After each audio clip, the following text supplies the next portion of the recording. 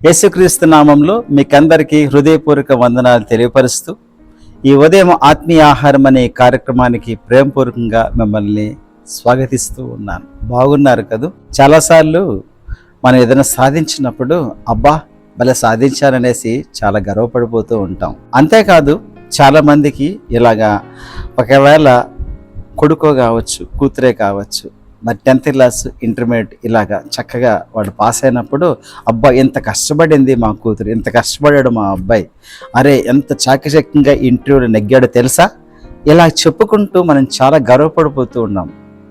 అసలు మన విజయం వెనక ఉన్న రహస్యం ఏంటో తెలుసా? అసలు రండి, పౌలు గారు ఏమంటున్నారో చూడండి. పౌలు గారు మనకు బాగా తెలుసు, నేను క్రీస్తును పోలి నడుచుకున్న ప్రకారం మీరు నన్ను పోలి నడుచుకున్నది అటువంటి స్థాయికి వెళ్ళాడు. చాలా సంఘాలను కట్టాడు. మంచి మంచి తీతు, తిమోతి ఇలాంటి వారందరూ కూడా ఆయన చక్కగా నిర్మించగలిగాడు. మంచి పాస్టర్స్ని తయారు చేయగలిగాడు. చాలా పత్రికలు దాదాపు మనం చూస్తే కొత్త నిబంధనలో చాలా పత్రికలు ఆయనే రాశాడు. అటువంటి వ్యక్తి వెనక ఉన్న రహస్యం ఏంటో తెలుసా? రండి చూడండి, ఆయన ఏమంటున్నాడు. కొరింథీయులకు రాసిన మొదటి పత్రిక 15వ అధ్యాయము 10వ వచనం గమనించని, అయినను నేనేమై ఉన్నానో అది దేవుని కృప వలననే అయ్యున్నాను, మరియు నాకు అనుగ్రహింపబడిన ఆయన కృప నిష్ఫలం కాలేదు కానీ వారందరికంటే నేను ఎక్కువగా ప్రయాసపడినది నేను కాదు, నాకు తోడై ఉన్న దేవుని కృపయే. ప్రియ సోదరి సోదరుడా, దేవుని కృప లేకపోతే నువ్వు విజయం సాధించగలవా? నీ విజయం వెనక ఉన్న రహస్యం ఏంటో తెలుసా? దేవుని కృప వల్లే. అంతెందుకనండి, సింపుల్గా మీరు ఆలోచించేయండి. పేతురు చాలా చాకచక్యంగా చేపలు పట్టగలిగాడు.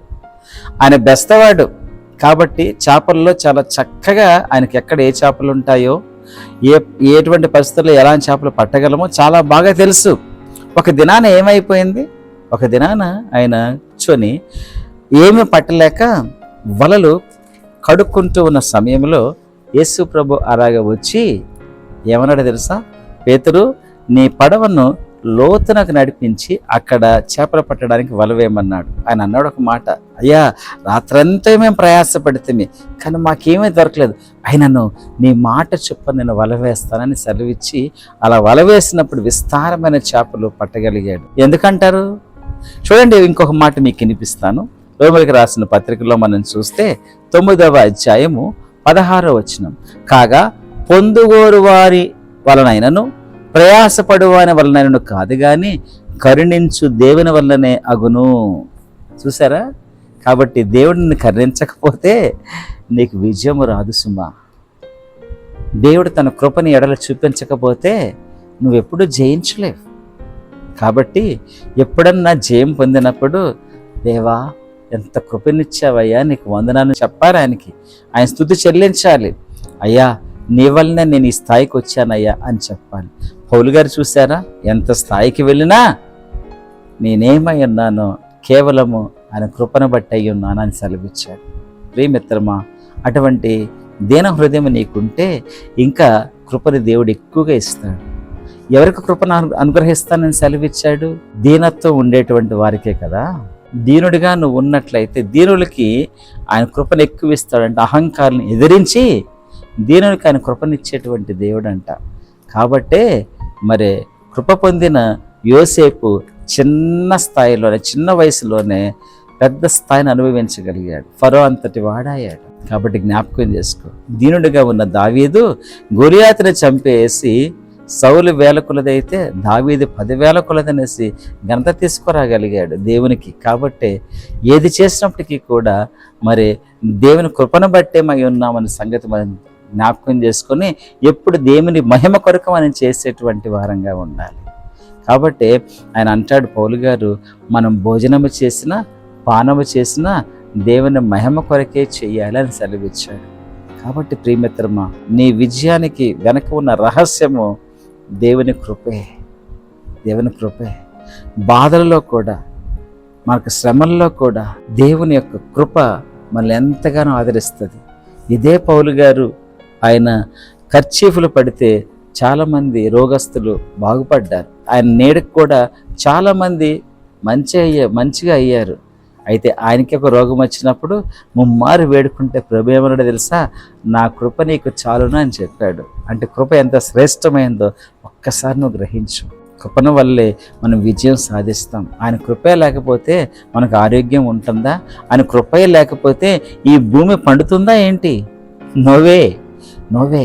కాబట్టి ఎప్పుడు కూడా గర్వపడకుండా అయ్యా నీ కృపే నాయనా అని మనము సెలవిచ్చేటువంటి వారంగా ఉండాలి. ఒక వ్యక్తి అలాగ మరణించిన తర్వాత పరలోకంకి వెళితే అక్కడ ఒకరు ఆపారంట. నీ మార్కులు చెప్పు, పరలోకం రావాలంటే ఈ మార్కులు కావాలని అన్నప్పుడు నేను సంఘాలు కట్టాను అయితే ఒక మార్క్ అని అన్నాడంట. మరి నేను చాలా మందికి ఈ సువార్త చెప్పాను, ఓకే ఒక 10 మార్కులు అన్నాడంట. కానీ 35 మార్కులు ఇంకా రాలా, పాస్ మార్కులు ఇంకా రాలా. నేను ఇది చేశాను అది చేశాను అని అంటే అబ్బే ఇవన్నీ పెద్ద మార్కులు తేలేదంట. అయితే అయ్యా ఆయన కృప వల్లనే అయ్యా అంటే 100 మార్క్స్ అన్నాడంట. వెంటనే తీసుకెళ్ళిపోయారంట పరలోకానికి. కృప వల్లనే మనం రక్షించబడ్డాం, కృప వల్లనే మనకు అన్నీ సాధ్యం. కాబట్టి దేవునికి కృపను ఎప్పుడు త్రోసివేయకు, దేవుని కృపను ఎప్పుడు చులకన చేయకు. ఆయన కృప పైన ఆధారపడి కృప వెంబడి కృప పొందొచ్చు. నిజంగా ముందుకు సాగిపోయేటువంటి అనుభవంలోకి దేవుడు మనల్ని అందరినీ తీసుకుని వెళ్ళును గాక. ఆమేన్. Let us pray. ప్రేమగల మా తండ్రి, కృపగల మా రక్షక, మీకు వందనాలు. కృప వెంబడి కృపను మాకు పొందుచు నాయన, మీ మేలు చేత మమ్మల్ని తృప్తిపరుస్తూ మమ్మల్ని దీవిస్తున్నందుకు మీకు వందనాలు, స్తోత్రాలు. మా శ్రోతలందరినీ మీరు దీవించండి నాయన. ప్రతి అక్కర్ను మీరు తీర్చండి నాయన. యేసయ్య, దయ్యం చేత పీడింపబడుచున్న వారిని అయ్యా మీ కృపతో వారిని సంధించండి తండ్రి. యేసయ్య నాయన, మిమ్మల్ని ఆరాధించేటువంటి వారిని మీరు ఇంకా ప్రభు పురుకొల్పండి తండ్రి. మీ మేలుతో తృప్తిపరచండి. ఆత్మీయ అక్కర్లు కూడా ప్రభు తీర్చవలసింది వేడుకుంటూ ప్రతి అవసరతని క్రీస్తు సైషును చెప్పున మీరు తీర్చి మీరు మహిమ పొందవలసింది వేడుకుంటూ మరొకసారి దినాశీర్వాదాలతో వర్ణింపవలసింది విన్నవించుకుంటూ యేసుక్రీస్తు నామంలో అడిగి వేడుచు ఉన్నాము తండ్రి. ఆమేన్. సోదరుడా, thank you for listening to this wonderful message. God bless you. Have a wonderful day.